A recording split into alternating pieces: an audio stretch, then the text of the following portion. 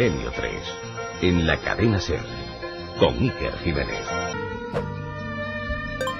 En un pequeño pueblo de Albacete, una familia entra a vivir en una nueva casa. Tienen un hijo de unos 10 meses. Ese niño no hace más que llorar y mirar un azulejo constantemente. Irritantemente, diría yo. Lo señala una noche, otra. Cuenta la leyenda urbana, que una de esas madrugadas, en ese mismo azulejo reluciente, apareció la cara de una niña. La niña había muerto allí mismo hacía 8 años. Esta es tan solo una de las historias que aparecen en este libro maravilloso, la verdad que nos ha sorprendido, del que hablamos algo ya en Nochebuena. Se llama La autoestopista fantasma y otras leyendas urbanas españolas. Lo ha realizado José Manuel Pedrosa con un montón de amigos y ayudantes e informantes que están hoy aquí, como en todo buen trabajo de pura sociología casi, porque son los mitos modernos que se están contagiando y muchos de ellos tienen que ver con el misterio. Carmen Porter, buenas noches. Buenas noches. Estoy seguro que si abrimos el 7640, un montón de gente más va a proporcionar trabajo para este profesor y sus alumnos, ¿no? Porque y a ver si nos llevamos sorpresas, como cuando tratamos Autoestopista Fantasma y empezaron a llegar mensajes y mensajes y mensajes de gente que había visto a eso que era una leyenda urbana. 1502 mensajes. En a lo mejor esta noche también nos llevamos una sorpresa. Bueno, es verdad, y además ya sabéis que cuando uno envía un mensaje deja su teléfono y luego podemos contactar con él. En este caso, en este libro, editado por Páginas de Espuma, hay un sinfín, cientos de testimonios de personas, la mayoría creo jóvenes, como cualquiera de vosotros, como cualquiera de nosotros, que simplemente han escuchado esa historia que siempre le pasó a un amigo de un amigo. La otra realidad. Milenio 3, en la SER. Autoestopista fantasma, que no es sin duda el único material que existe aquí, porque también, por supuesto, entran en juego la ouija, las casas donde han pasado cosas raras, también otro tipo de leyendas urbanas, de las que hablaremos en otra ocasión. Por ejemplo, algunas son un azote para algunas empresas, ¿eh? ¿Quién no ha ido a escuchar esa hamburguesa que tenía algo dentro? Locos peligrosos, caimanes en las alcantarillas. Bueno, esa creo que a España todavía no ha llegado mucho, pero... Muñecas diabólicas. Bueno, esa es tremenda. He leído aquí en el libro de José Manuel Pedrosa una historia de una muñeca de porcelana, que se me entienda bien, una historia que se cuenta, pero la leyenda urbana siempre la cuenta alguien en el fondo creyéndolo, porque le pasa a gente como cualquiera de nosotros, en entornos que son familiares. Hablaban de una muñeca, Carmen, que se ponía en una sillita y que, bueno, esa muñeca cobraba vida por la noche y acababa con toda la familia. Bueno, quien tenga muñecas en la habitación esta noche, yo creo que la saca. Bueno, pues autoestopista fantasma, ouija, espiritismo, casas donde han pasado cosas raras, invocaciones extrañas, el mundo mágico y fantástico de las leyendas urbanas. 7640. Vamos a ver qué nos cuenta los siguientes. Líneas abiertas, 7640, palabra clave, milenio, espacio y, como siempre, lo que vosotros queráis. Si queréis aportar más datos sobre algunas de las leyendas que vamos a contar aquí, si queréis contarnos vuestras propias leyendas urbanas o conocéis alguna historia de un amigo, ya sabéis, 7640, palabra clave, milenio, espacio y lo que queráis. ¿Quién ha escuchado la historia del muchacho que, aterrorizado por un acontecimiento extraño en un camposanto, en un cementerio, se queda enganchado en un rosal o en una valla, ¿no? ¿Cómo pasan de provincia a provincia? Ese es el mayor enigma. José Manuel Pedrosa, tienes una ficha para que la gente sepa quién es, ¿verdad, Carmen? Es profesor de Teoría de Literatura y Literatura Comparada de la Universidad de Alcalá de Henares. Tiene publicados una veintena de libros, además de unos 200 artículos científicos. Además es especialista en literaturas hispánicas, en teoría literaria, literatura oral y antropología cultural. Casi nada. José Manuel Pedrosa, amigo, buenas noches. Buenas noches. Además te lo agradezco especialmente porque sé que no eres muy dado a eso de ponerte delante del micrófono, ¿verdad? No. Sin embargo, creo que el trabajo lo merece. La autoestopista fantasma, por cierto, que lo hemos dicho, sorteamos 3 libros, ¿sí, no? Vamos a sortear 3 libros, Iker. 3 libros de Páginas de Espuma, el autoestopista fantasma. Bueno, ¿cómo surge esto? ¿Por qué de repente en España, que es un trabajo pionero, se han hecho trabajos que hablan de las leyendas urbanas así a nivel más general, sobre todo centradas en otros países, pero que alguien vaya anotando lo que dice la gente, lo que dice el pueblo, y lo ha compilado? ¿Eso se ha hecho poquitas veces o la única vez, no? Pues sí, este libro lo hemos hecho en el marco de la universidad como un trabajo de investigación científica, porque desarrollamos allí, yo y un grupo de alumnos, una investigación sobre literaturas orales en general, mitos, cuentos, leyendas, canciones, etcétera. Y el género más desatendido que había hasta ahora en España era este de las leyendas urbanas, como son algo tan cotidiano. nadie les da demasiada importancia, al menos desde el punto de vista de la filología o de la antropología. ¿Podríamos definir para que los amigos leyenda urbana? No sé si hay alguna terminología que se adapte. Sí, una leyenda es un tipo de relato esencialmente oral, aunque posteriormente se pueda poner por escrito, que tiene un estatus de verosimilitud, es decir, la gente cree en las leyendas. Se diferencia en eso del cuento, porque el cuento es también un relato breve, oral, pero tanto el emisor como el receptor de los cuentos saben que es una ficción, que es mentira, que ha sucedido en un lugar ficticio, lejano, indeterminado, mientras que la leyenda es siempre creíble, es siempre verosímil, se asocia a tiempos considerados históricos por la gente que lo cuenta y a lugares locales, a lugares que todo el mundo conoce dentro de esa comunidad. Lo sobrenatural, José Manuel, que es un tema que nos gusta mucho en Milenio 3, evidentemente, es uno de los campos básicos de la leyenda urbana, ¿no? En tu propio libro, un porcentaje grande del libro está centrado en hechos que, bueno, son casas, como hemos dicho, donde han ocurrido hechos luctuosos y luego la gente ve cosas raras, el tema de la curva y la chica, por supuesto, y un montón de variaciones de lo que podría ser el espiritismo clásico, ¿no? ¿Por qué? Tienen un denominador común que es también causar miedo en otras personas cuando las escuchan. Sí, las leyendas urbanas sobre todo son un tipo de repertorio donde la gente acumula sus miedos, sus prejuicios, sus tensiones, sus frustraciones, y todo aquello que no se puede explicar de forma racional, sobre todo si tiene un impacto dramático sobre las vidas de la gente y de la comunidad. Entonces son un repertorio muy interesante, en mi opinión mucho más interesante que el cuento clásico, por ejemplo, porque el cuento clásico habla de, digamos, es un repertorio muy externo, habla de cosas que le sucedieron a otros y a otros muy lejanos y muy exóticos, mientras que la leyenda urbana habla de lo que le sucede al vecino, al hermano o a uno mismo, y eso hace que se impregnen mucho más que otros géneros literarios de unos elementos sociológicos, culturales, identitarios, que lo hacen este género extraordinariamente interesante para, entre otros, pues para los estudiosos como yo de la literatura. Como has dicho, un trabajo puramente científico que toma el pulso a los mitos modernos que se están fraguando, y yo os voy a ser consciente de, bueno, hay que decir también que hay un caso, una historia, que fue por la que fuimos también, bueno, comprendedores de lo que estaba pasando aquí, que hay muchos mitos y muchas historias que hemos contado en este programa, en estos micrófonos, ¿verdad?, de Milenio 3, y que luego se han ido transformando en otras cosas, y nos parecía curiosísimo, porque nunca nos había pasado esa sensación. Historias que tenían una base, vamos a llamar real, o que hubo informes o historias dentro de unas casas, de unos lugares, intervenciones policiales, luego la gente los ha readaptado, quizá algunos lo oyeron por la radio, quizá otros se lo contó a otro, y ese fenómeno también muy bonito y muy periodístico de la bola de nieve, que va agregando diferentes pequeños prismas, y luego de repente nos encontramos con historias alucinantes. Por ejemplo, una de ellas que tenemos en este libro, repito que hoy sorteamos 3 de ellos, La autoestopista fantasma y otras leyendas urbanas españolas, es la de, se pone incluso, el informante habla del colegio, el Colegio Aragón, una niña que hace espiritismo, que se revienta el vaso de la llamada Ouija, otro de los clásicos de las leyendas urbanas, y que ese humo entra por la nariz, muere en su casa, y no solo eso, Carmen, sino que encima en la casa se vuelven los objetos locos, entra la policía, ve todo aquello, las tijeras se acaban matando al padre. Bueno, esto por ejemplo es mentira, las tijeras no matan a nadie, por supuesto. Eso ya es parte de la leyenda. Claro, adaptaciones, pero había un sustrato real y un caso real, que es lo que nos sorprendió, ¿no? Casi como documento, para que veamos hasta qué punto es enrevesado este mundo de las leyendas urbanas.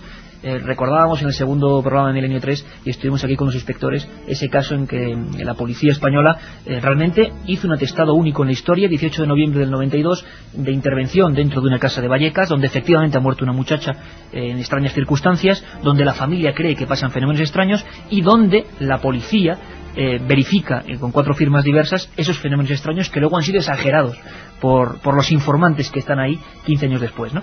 Escuchamos a Concepción Lázaro para que veamos el sentido inverso. En ocasiones no es el amigo de un amigo, sino que una leyenda urbana que ya se convertirá en mito tiene un origen real. Concepción Lázaro es la madre de esa niña, Estefanía Gutiérrez Lázaro, que falleció en el año 91 en Vallecas, en la calle Luis Marín, y donde hubo esa intervención policial. Recordamos solamente ese momento de una leyenda urbana que tenía una cara real. Llamó mi marido a la policía y resulta que, bueno, pues vinieron y estuvieron en la habitación mía, en la de matrimonio, sentados encima de la cama, y nosotros aquí en el salón, a oscuras, para ver si se veía algo, cuando sintieron como una piedra aquí en la terraza. Bueno, pues se levantaron corriendo y vieron que, bueno, pues que no había nada. Pero en ese momento resulta que, bueno, pues la puerta del mueble bar se abrió sola, sin saber motivo ni razón. Y claro, pues en ese momento pues estaban con miedo de todo lo que estaba pasando y un policía sacó la pistola. ¿Llegó a sacar la pistola? Sí, ¿apuntando a qué, Concepción? Apuntando a la puerta. Y bueno, pues luego descubrieron que no había nada en la puerta, que era increíble. Bueno, pues un policía se salió al pasillo de fuera del corredor y dijo que aquí en esta casa no volvería a entrar más. La otra realidad. Fenómenos extraños. Milenio 3. En la SER. 10 y 18 minutos.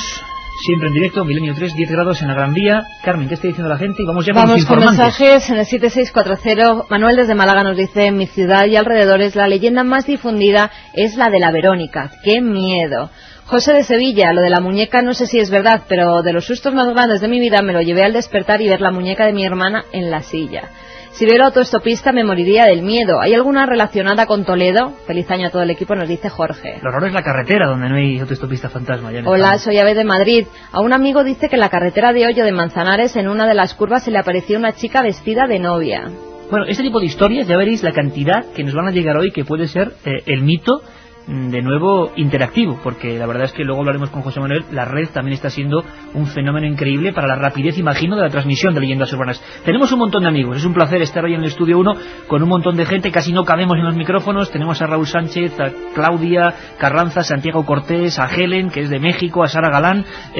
Bueno, podríamos casi ir presentándoos. Allí en una esquina tenemos a Sara Galán. Sara Galán. Sara, estabas escuchando muy atentamente a Concepción Lázaro, origen de una leyenda urbana. Tú has sido también informante e informadora de leyendas urbanas.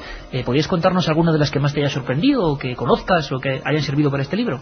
Bueno, yo he dado muchas de las que hay ahí y he recogido otras. La de la casa de Vallecas se la recogí a mi hermana, precisamente, que trabaja allí. Qué curioso. Y vino contando eso, que había una casa en Vallecas que era una casa donde había fenómenos extraños, ¿no? Y era porque había una niña que había muerto allí en extrañas circunstancias después de haber hecho la ouija. Qué curioso, porque es alucinante ver que eso ocurrió realmente y que luego, imagino, claro, la gente irá acoplando cosas, ¿no? Lo de la muerte del padre, que por cierto se llama Máximo Gutiérrez, igual nos está escuchando, que no han matado a Máximo en ningún momento, no vayamos. La leyenda urbana a veces es un poco endiablada, ¿no? Y llega a ser peligrosa en el sentido de que muchas veces se convierte en arma arrojadiza. Hay muchísimas. Lo hablábamos con José Manuel. Sara, el fenómeno de lo extraño, de lo paranormal, del miedo a los difuntos, a lo que sea, es una constante, ¿no? En muchos jóvenes hablan de esos temas creyendo profundamente que han ocurrido.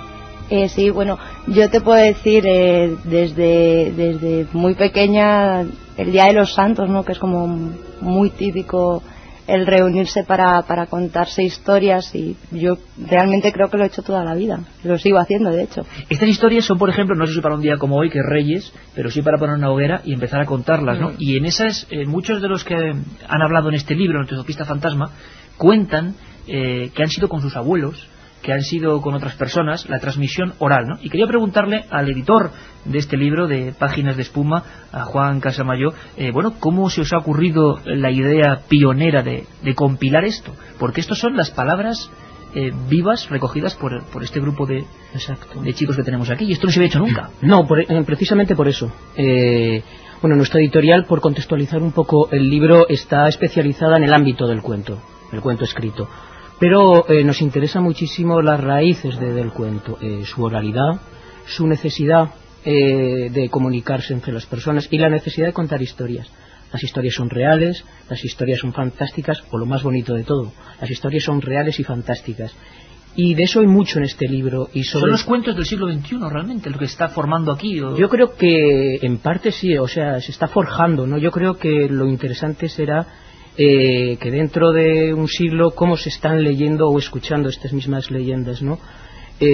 También coordinado por José Manuel hemos publicado un libro, El Anillo Mágico y otros cuentos populares rusos recogidos por el especialista de mediados del 19 Afanasiev, que son los cuentos que se contaban en el ámbito rural ruso. Ahora a nosotros los leemos con cierto cariño, incluso, como decía antes José Manuel, de un modo externo. Yo creo que dentro de ese siglo estas leyendas se podrán leer así, y estamos, como tú dices, forjando los cuentos del futuro. Qué curioso, porque quizá lo más interesante en leyenda urbana, como decía Brumbal, uno de los grandes especialistas, es que el tipo que les está contando, por supuesto que se las cree muchas veces. Claro, hablar de Caperucita, pues hombre, es un cuento, pero lo que le pasó a ese buzo que fue, por ejemplo, absorbido por un hidroavión y que fue lanzado a la montaña de Montserrat, por ejemplo, es que eso lo oí yo y lo publicó la prensa. Siempre suele haber siempre José Manuel, el que cuenta una leyenda urbana, intenta, digo yo, avalarla con algún dato, ¿no? Lo oí en la radio, lo dijo la prensa. Eso ocurre constantemente, ¿no? Eso ocurre siempre, sí. Lo que sucede es que la visión que podemos aportar los estudiosos, los científicos de ello, pues complementa de algún modo esto, ¿no? A medida que las vamos estudiando, vamos sabiendo que la mayoría de ellas, la gran mayoría, tienen fuentes antiguas. ¿Fuentes antiguas? A veces fuentes grecolatinas, fuentes medievales. Tú me has contado una cosa que quiero que se lo cuentes a los cientos de miles de amigos que ahora nos están escuchando. Que me has dejado. Yo sabía que el tema del autoestopista fantasma, clásico donde los haya, y que ahora hablaremos de él, venía por lo menos del 17, ¿no? Donde ya había damas de carruajes. Y tú me has dejado fuera en la emisora, en el pasillo, helado. Viene de mucho antes. Sí, hay una serie de mitos en todo el mundo, documentados desde muy antiguo, sobre lo que Mircea Eliade, que fue un gran investigador de los mitos, llamaba los psicopompos. Los psicopompos es una palabra que significa el conductor de las almas, que aparece en muchas mitologías, en muchos sistemas religiosos. Son figuras que conducen a los héroes o a las almas de los muertos o de los vivos al lugar al que están destinados, sea el paraíso o sea el infierno, etcétera, o que les ayudan a salir de un trance peligroso. Y esta autoestopista fantasma es una psicopompo, en el sentido literal del término. Conduce al automovilista hacia otra situación. Hay versiones en que es buena y hay versiones en que es mala. En que a veces salva de un accidente y en otras ocasiones provoca el accidente, ¿no? Efectivamente, pero es una psicopompo clásica. Pues bien, en la Ilíada, por ejemplo, y en otras obras literarias muy antiguas, tenemos figuras de divinidades que se disfrazan de humanos, bajan a la tierra, ayudan a los héroes, a sus protegidos heroicos, a salir de algún trance especialmente peligroso. Por ejemplo, en la Ilíada hay alguna escena en que se disfrazan de aurigas y se suben al carro del héroe correspondiente, le protegen durante el trance difícil, y luego, cuando el héroe regresa a sus bases, digamos, se da cuenta que quien le ha ayudado era un ser sobrenatural, porque ve que de repente ha desaparecido, por alguna marca especial, ¿no? Y es la misma historia que la del autoestopista fantasma. Lo que pasa es que la de ahora está actualizada con coches y con autostop, y la de entonces se hacía sobre carros. Vamos a hacer, José Manuel, si te parece, un experimento interactivo. Hablamos de la Ilíada y vamos hasta internet, 7640 palabra milenio, porque ya verás cuánta gente.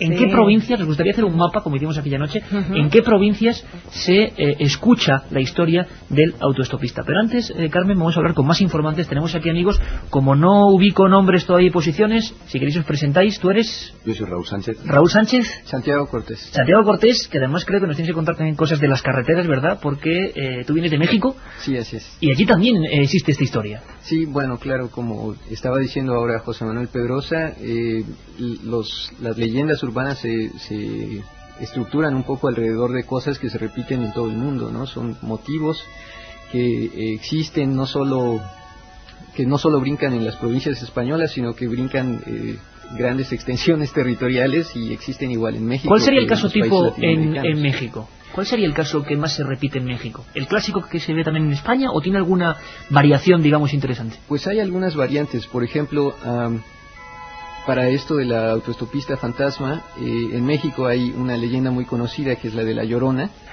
Que es una mujer que ha perdido a sus hijos y que se aparece a los conductores en las carreteras, en los caminos. Por lo general está asociada a lugares donde hay agua, como los lagos o los ríos,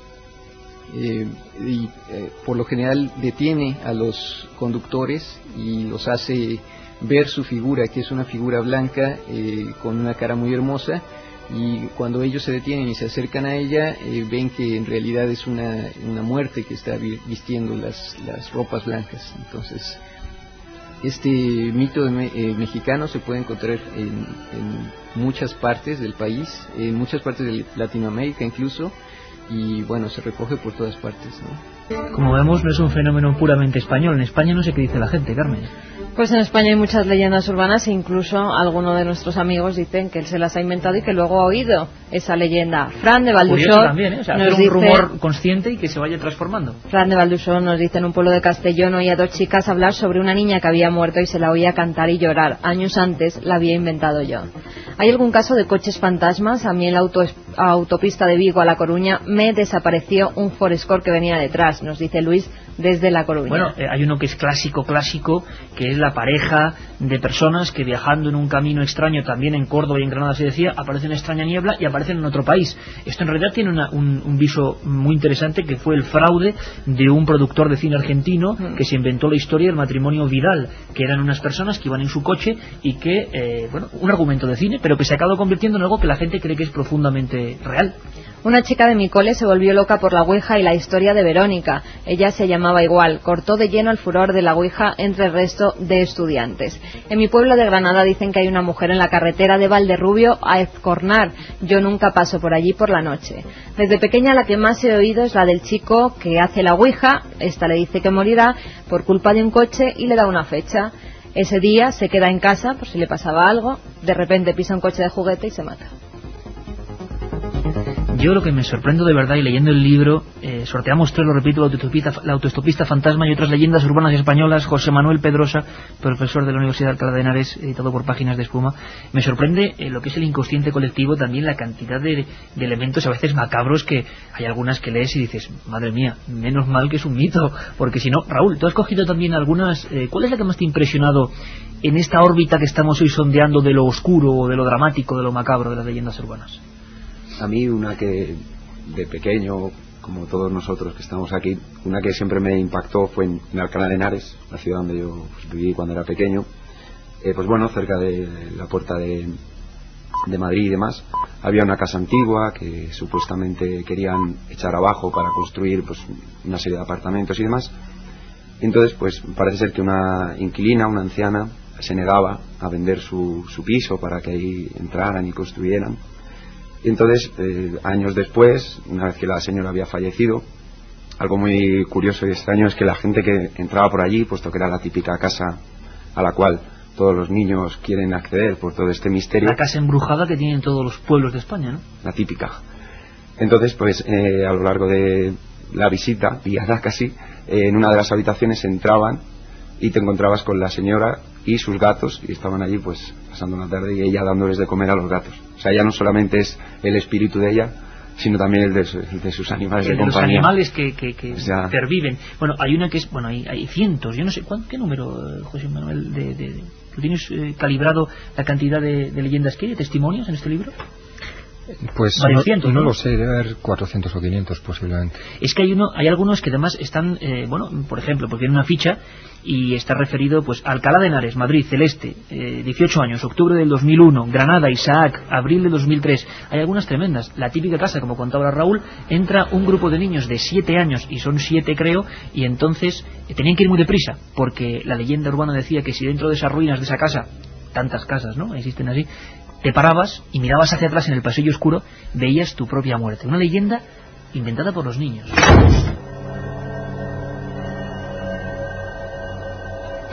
Bueno, La autoestopista fantasma es el título de tu libro, pero como decía Carmen, una noche, y aquí ya dejamos un poco también la interrogante que creo que hace más apasionante estos mitos, recibimos 1502 testimonios con nombres y apellidos. Vamos a recordar, ¿nos parece? Uno de esos que no era un amigo de un amigo. Recibimos testimonios, Carmen, de abogados, médicos, conductores, miembros de las fuerzas de seguridad del Estado que, con cierta distancia, nos confesaron que, que había cosas raras, ¿no?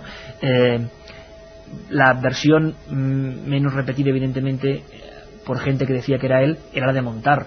pero tuvimos algunas, pero ¿verdad? Tuvimos. Que Yo me montaron. acuerdo de una de Galicia, Sí. en la que nos contaba que su tío y su tía, que estaban en el coche, habían montado... Y nos ha al hablado del autostopista expediente de la fantasma. Guardia Civil en la provincia de Lugo, si no recuerdo mal, un conductor en Sevilla. Bueno, escuchamos, si os parece, para agregar un poco de detalles de hasta dónde llegan las leyendas urbanas, que cada uno siempre piense lo que quiera.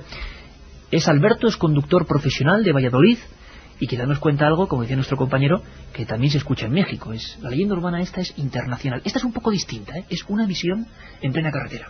Os mandé el mensaje, yo soy conductor. Pues tengo 29 años, soy de Valladolid y tengo la suerte de hacer rutas fijas. Hago todos los días lo mismo. De Valladolid a Palencia por la autovía. No tenía especialmente sueño ni nada. Es uno de estos días pues que vas tranquilamente conduciendo. Y pues como todos los conductores tenemos la costumbre de mirar al espejo retrovisor muy de vez en cuando, pues en el espejo retrovisor izquierdo vi en el mismo tamaño, se ocupaba prácticamente todo el espejo retrovisor en un golpe de vista, pues la cara de una mujer. Una edad, yo pienso, pues si tendría que aplicarlo a la edad de una persona de unos 40 años. Recuerdo que iba peinada hacia atrás y digo, ¿qué es esto? Me quedé mirando fijo. Pues levanté un segundo así, lo vi, claro, seguí mirando la carretera, volví a mirar, ahí estaba, porque me miraba fijamente, y luego volví a dar un golpe de vista y ya desapareció. La otra realidad.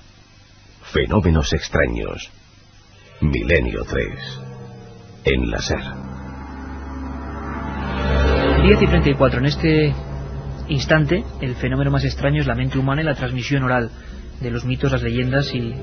no voy a decir la credulidad, porque todos podemos... Bueno, yo me he querido leyendas urbanas, seguro. Las que tienen que ver con comida, seguro. Pero seguro 100%. Y no me digáis que vosotros no. Que en alguna ocasión habéis dicho sí, me han dicho que en este establecimiento... Y como decíamos, en Estados Unidos se ha llegado a ver campañas terribles, iniciadas en Internet, por supuestos rumores, que luego pueden ser operaciones muy bien diseñadas, pues para acabar con una empresa. Me gustaría, Sara, Raúl y a Santiago, ¿no?, que brevemente me contarais alguna que os viniera a la mente por algo, por lo distinto, por lo extraño, que tuviera que ver con este tema, quizá con espectros, con difuntos, con aparecidos en la carretera, con la ouija, que es otro elemento también, como contaba antes Sara. Digamos vuestra ficha personal, ¿no? Ya que habéis entrevistado a tanta gente, ¿con cuál os quedáis vosotros? La que más os sorprende, la que más recordáis. Sara, vamos contigo. No sé, a mí hay una que me gusta mucho, que es la de la chica de los pies de cabra. La chica de los pies de cabra.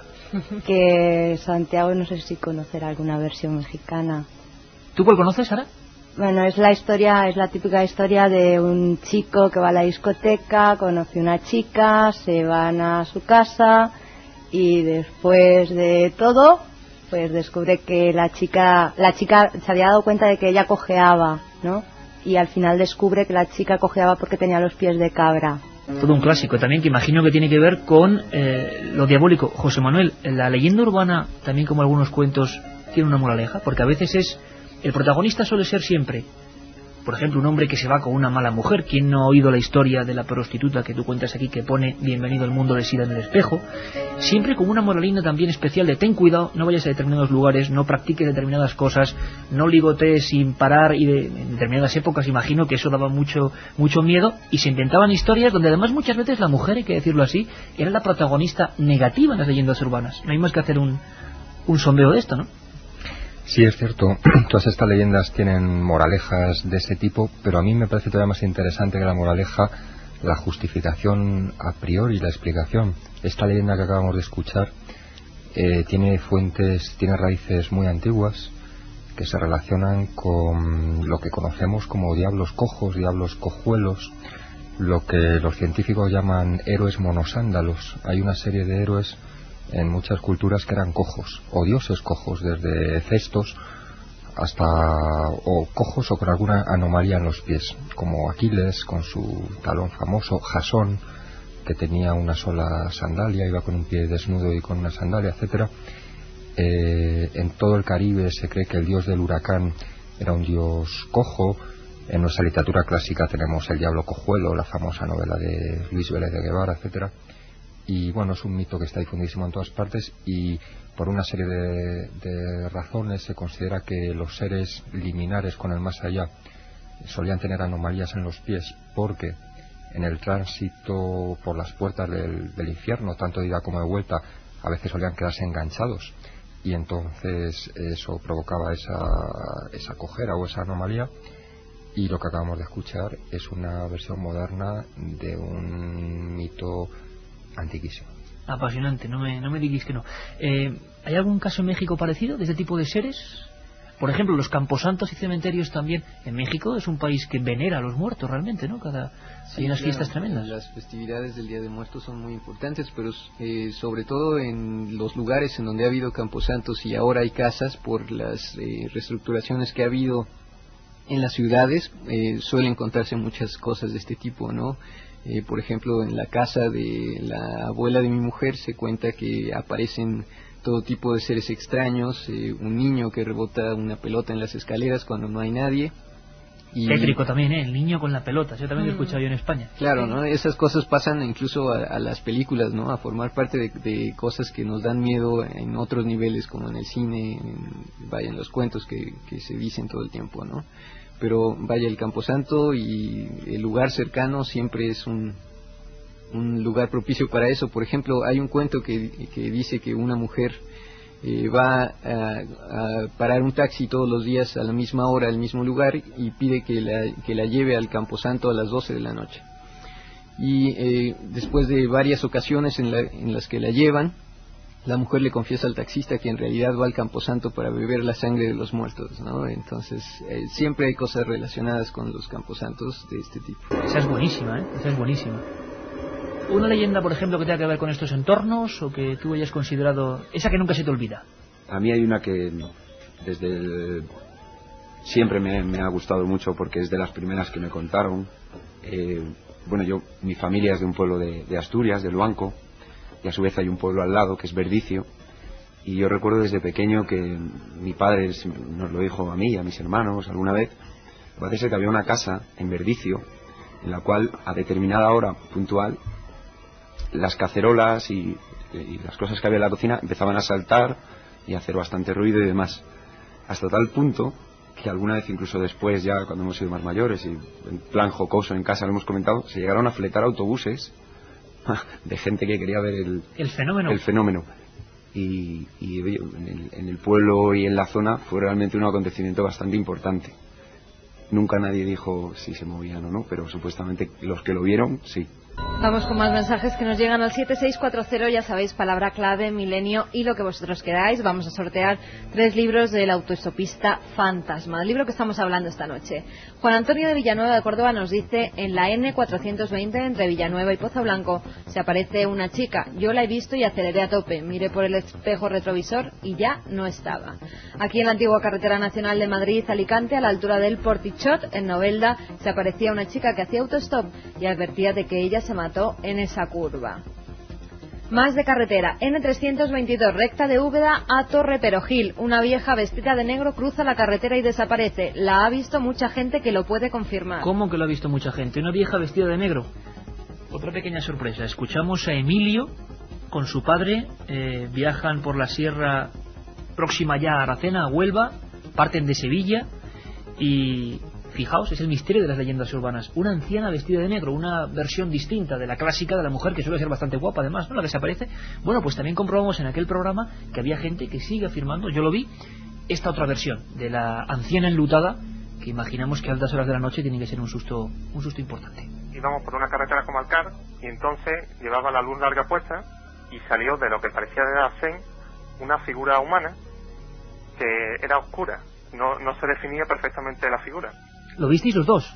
Los dos. Creíamos que necesitaría ayuda o algo, porque en esa zona, a esa alta hora de la noche, que era la 1:30 aproximadamente, pues ya casi ralentizábamos la marcha porque yo era el que conducía el vehículo, y cuando estábamos llegando hacia esa figura, yo noté algo raro, porque tenía la mirada perdida, no miraba hacia ningún lado, era como una mujer de muy avanzada edad, pero lo que a mí me llamó la atención fue la rapidez con que pasó del arcén hacia el centro de la carretera.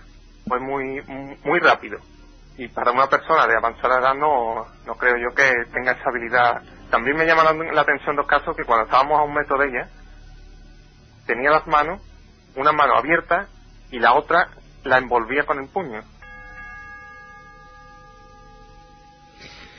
Curiosa descripción, ¿verdad? De la anciana que se aparece, que no sé si José Manuel podría darnos también otra versión arquetípica de esto. Una anciana que se aparece, no sé si advirtiendo de algo.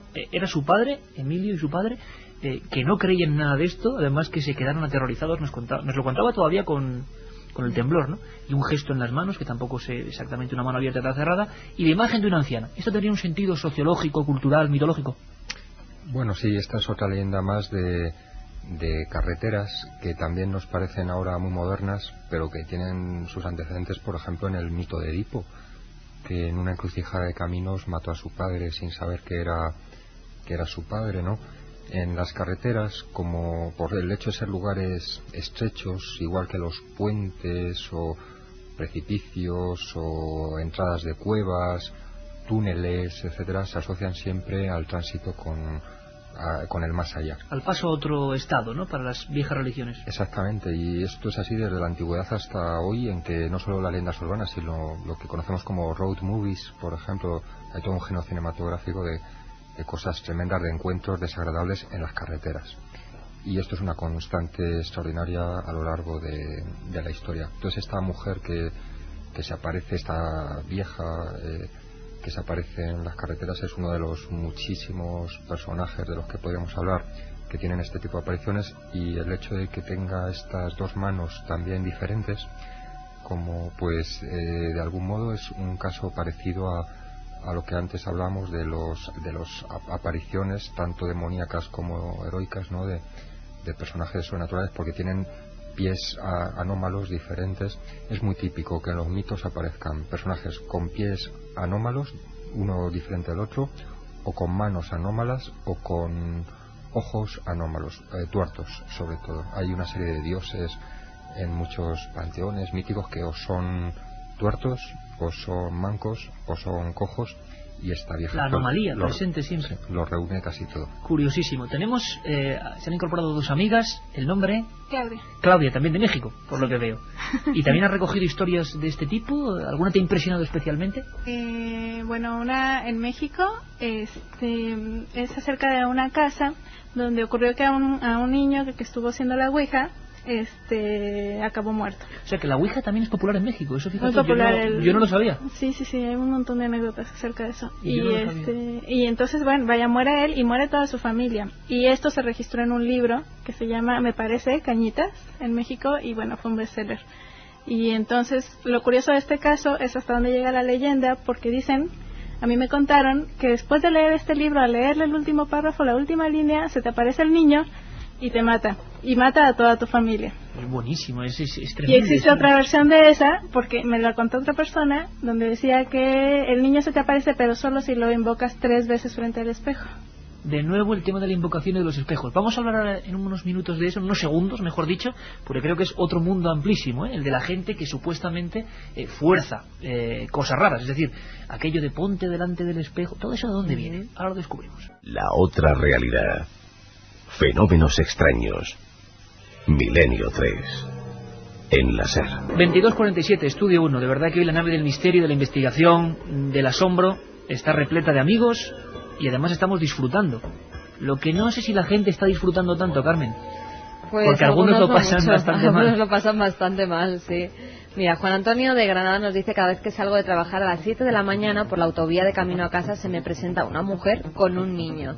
Un compañero mío taxista recogió un autoestopista de Balazote a Albacete. Cuando lo cogió tenía unos 20 años, cuando lo dejó tenía unos 50. Qué historias más bonitas. Es que de todas formas, cómo se generan... A mí lo que me sorprende es qué riqueza de detalles, ¿no? Como hablaba ahora nuestra compañera de lo de Cañitas, era el libro, ¿no? Voy a haber que buscar ese libro, donde se cuenta la historia de una familia entera muerta por la ouija, y que al leer la última frase, esto lo coge un cineasta y un Spielberg y es un exitazo, ¿no? La última frase del libro hace que se te aparezca ese niño que fue protagonista. Madre mía. Hola, soy Ana de Barcelona. Siempre me han contado que mi abuelo pasaba una noche por el cementerio y quedó enganchado en una zarza y pasó toda la noche pensando que alguien lo estaba agarrando. clásico donde los haya. Sí. Hola, me llamo Alberto, soy de Plasencia y aquí hay una historia de una gran mansión llamada el Spartak, que pertenecía a una familia muy rica y pasaban cosas extrañas. Desde entonces hay una leyenda. La Guaxa en Asturias, ¿lo conocéis? Parecido a la Santa Compañía. ¿Algún lugar especial en el Principado? Sí, bueno, la Estadea, la Guaxa, tantos nombres, ¿no?, para la supuesta procesión de ánimas, que en el fondo es una visión como del purgatorio, ¿no?, para la religión Lorenzo de cristiana. Zaragoza, por ejemplo, nos pregunta, ¿os suena la historia de la mano cortada? A mí me la contaron de pequeño y todavía tengo pesadillas. En el libro se habla de la mano cortada en Albacete, que es un hecho absolutamente real, criminológico, real, con una serie de temas ocultistas y tal, pero que se ha convertido en leyenda. Vamos a ir con más amigos, porque aquí tenemos un montón de gente y, oye, estamos encantados. ¿El nombre? Helen, ¿también de México? Sí. Ah, qué bien, o sea, México como un lugar donde pocos no se acuerdan de los difuntos, no hacen representaciones, porque a veces cuando llega la fecha de Todos los Santos vemos imágenes, una iconografía tremenda, ¿no? Las calaveras, los esqueletos, cómo recrean todo eso. Cuéntanos tu leyenda preferida, de las que has podido saber en tu país. Bueno, la casa de mi abuela está construida sobre un camposanto, sobre un cementerio, entonces una de las reglas de la casa es siempre traer la medalla al cuello, porque a todo el mundo se le aparecen cosas. De niño uno dice, no, es que esas son historias de la abuela, pero todos los miembros de la familia cuentan que han visto, por ejemplo, hablando de las mujeres, se oyen tacones y no hay mujeres con tacones en la casa, o en el jardín se aparece mucho una mujer que cuando va bajando las escaleras del techo de la azotea viene vestida de blanco, es joven, es muy guapa, y cuando termina de bajar las escaleras viene vestida de negro y es muy vieja. El que está blanco ahora mismo es Antonio Bravo, que está el hombre, después de escuchar estas historias, como muchos oyentes. Y es una historia que tú has conocido en primera persona. Sí. Y que se repite en otros lugares, o es una historia personal. No, bueno, todo el mundo en Guanajuato, que es de donde yo vengo, hay una serie de variaciones de La Llorona, que es esta mujer que llora por las calles por la muerte de sus hijos, y en la casa pues se dice que esta mujer a la que varios han visto es La Llorona. Ese gran clásico, digamos, en los países de habla hispana americanos, porque hemos recogido algunos en Perú, Colombia, sería como nuestra autoestopista, digamos, de alguna manera, pero allí. Sí, nada más que esta va relacionada con los gritos en la calle de una mujer que va llorando por sus hijos. Hay varias versiones de la leyenda. Hay quien dice que ella era muy pobre y que como no aguantó la pobreza mató a sus hijos, luego se mató a ella, y bueno, por haber cometido esta atrocidad está condenada a llorar por sus hijos y a llorar en las calles, y especialmente en noches de luna llena es cuando la gente dice que la oye y que la ve. Oye, con vosotros, que lo contáis magníficamente, es como para hacer una noche de estas de historias. Hoy es día 1 de noviembre y encender una hoguera, que Antonio de vez en cuando ya estamos al final, pero la suele encender, el sonido de los troncos quemándose, porque en el fondo así se transmiten los mitos. Me contabas antes, hablando de invocaciones, ¿no? Otro de los grandes fenómenos es gente, en España también, José Manuel, imagino, gente que fuerza ese tipo de fenómenos. O sea, no que solo se encuentra en una casa, sino en tu libro, en Autoestopista Fantasma, vemos, o leemos, mejor dicho, historias de gente que se pone delante de un espejo, que hace ciertos rituales. ¿También en México?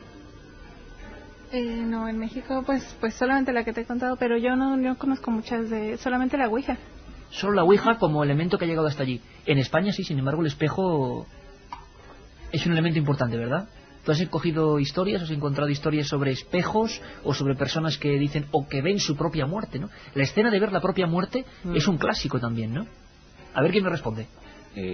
Yo lo que sí escuché y recogí en Alcalá es pues un poco la leyenda urbana sobre, primero, la invocación de Verónica, mirándote en el espejo y diciendo 3 veces su nombre. Vamos a ver, el modus operandi de la leyenda es tú te pones... A veces hablan de determinadas horas, determinados ciclos lunares, habrá un montón de... Y a veces hablan que te tienes que poner desnudo, delante del espejo, con 2 velas... ¿Y qué ocurre, Raúl? Supuestamente, uno se pone, dependiendo de la versión, pues como bien decía Carmen, con velas o desnudo o demás, te pones enfrente de un espejo, invocas a Verónica diciendo 3 veces su nombre. Entonces supuestamente, según las versiones, la más común que yo he recogido es que ella se aparece y entonces te dice algo, te da alguna solución, algo demás.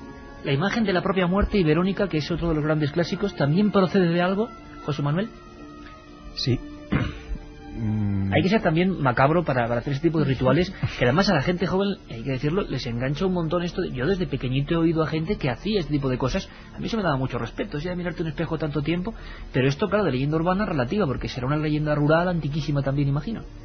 Se conocen legajos inquisitoriales del siglo XVI en que se ve que la Inquisición perseguía a mujeres hechiceras por invocar a un espíritu que se aparecía en los espejos, que se llamaba Verónica, y a la que se le pedía que adivinara cosas para que los clientes de estas hechiceras pues pudieran saber algo relacionado con su futuro. ¿Y ya se habla de ese nombre, Verónica?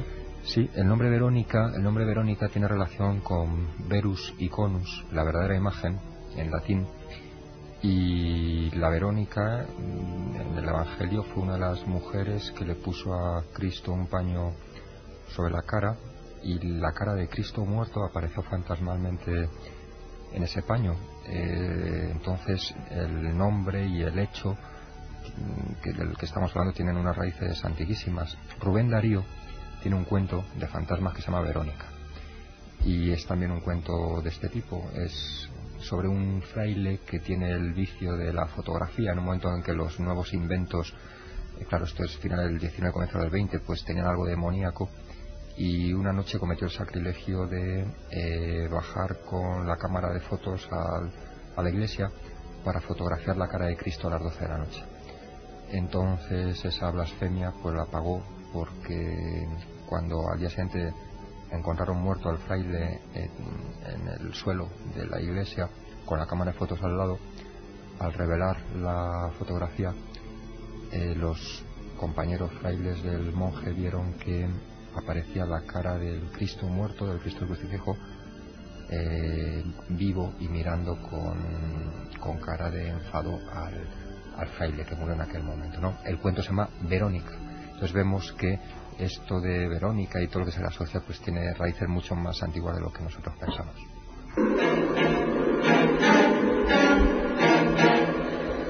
Pues es la voz de José Manuel Pedrosa, profesor de Teoría de la Literatura y Literatura Comparada de la Universidad de Alcalá de Henares, lugar también donde tiene que haber muchas leyendas y donde se recogen varias de ellas, y no nos extraña que el libro esté teniendo un gran éxito, porque desde luego es bueno, meterse directamente en una mezcla de antropología, sociología e investigación. Por cierto, los niños protagonistas, creo, como testigos y como espectros muchas veces, ¿no? Los niños son clave en la historia de leyendas urbanas, ¿no?